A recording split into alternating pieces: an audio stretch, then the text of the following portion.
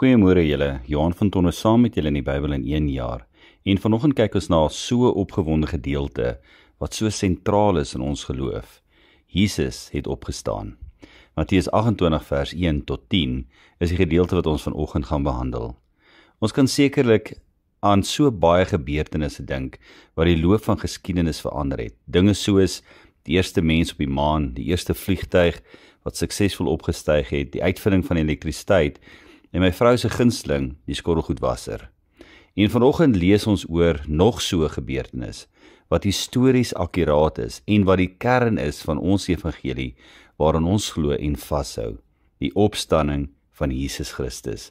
Paulus bevestig die belangrikheid in 1 Korintiërs 15 vers 14 waar hy sê, en as Christus nie opgewek is nie, dan is ons prediking vergeefs en vergeefs ook julle geloof.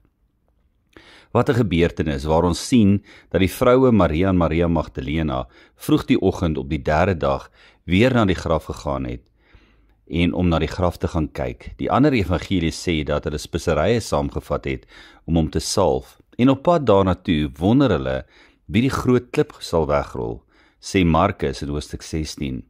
Wat 'n stap van geloof as jy nou daarna kyk.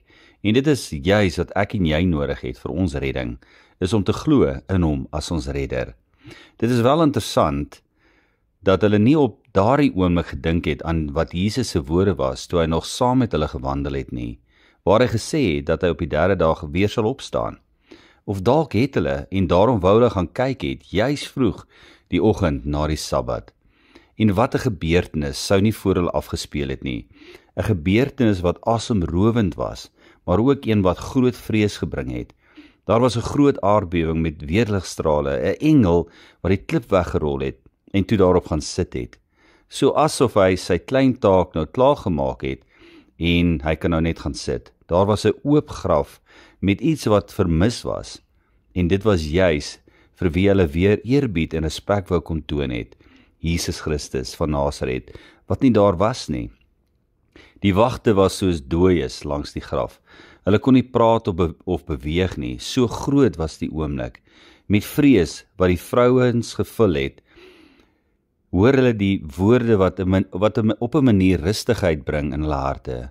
Moenie vrees nie, die Jesus wie julle soek is nie hier nie, want hy het opgestaan. Wat vir my so baie beteken is dat juis die vrees en die woorde gespreek deur die engele hoop gebring het, vir my en jou, en selfs die mense in daardie tyd, vir almal op die aarde, dat die een wat dood was, nou weer lewe. En dat dit beteken dat die dood oorwin is vir my en jou. As dit dan is wat die dood van Christus vir my en jou beteken, waarom is daar nog so baie wat vashak by sy kruisiging?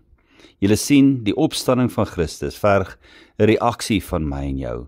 En wanneer ek hierdie groot gebeurtenis lees, staan daar 'n paar sleutelwoorde uit, wat sekerlik die stand van my en jou geloofswandel kan opsom.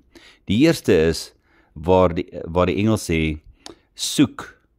Die engel sê, moenie vrees nie, want ek weet julle soek na hom. Dink 'n bietjie, is dit nie juis wat in my en jou lewe gebeur het nie, waar ons soekend was na hom as ons redder. Maar dit is nie waar dit moet eindig nie, want sê die engel, kom kyk. Wanneer ons soekend is, moet ons by 'n plek kom waar ons kom kyk en dit self ondervind, waar ons dit self kan beleef dat dit wat ons gevind het, die waarheid is. En dan waar baie van ons nie uitkom nie, is waar die engel vir hulle sê, gaan nou en gaan vertel dit aan ander, dat Jesus Christus die een is wat oorwinning bring, wat die dood oorwin het. Wanneer laas het jy iemand vertel? Of is jy nog soekende? Dalk staan jy en kyk nog, of kyk dit nog uit. Moenie vrees nie. Hierdie is baie goeie nuus. Gaan vertel dit vandag aan iemand en weet dat die Heilige Gees hulle soekend sal maak, sodat hulle ook vir hulself sal wil kyk en sodat hulle ook aan ander sal gaan vertel. Die opstanding van Jesus is die hart van die Christelike boodskap. Daarsonder is ons geloof te vergeefs, sê Paulus in 1 Korintiërs 15 vers 14. Omdat Jesus vir ewig lewe, het ons die belofte van nuwe, oorvloedige lewe in hom. Sonder die opstanding van Jesus sou daar geen opstanding en geen beloning vir sy mense wees nie, vir my en jou. Daar sou geen hoop op lewe ander kan die graf gewees het nie. Sonder die opstanding van Jesus sou daar geen verlosser wees nie, aangesien Jesus 'n misleide leenaar sou gewees het, in plaas van 'n verhewe Here. Daar sou geen rede wees om hom te aanbid nie. Sonder die opstanding van Jesus sou daar geen kerk wees nie, want dit was die opstanding van Jesus wat sy drosters teruggedraai het in sy disippels. Die opstanding van Jesus is alles. Dit is die belangrikste gebeurtenis in die menslike geskiedenis. So moenie vrees nie. Jesus leef. Jesus gee hoop.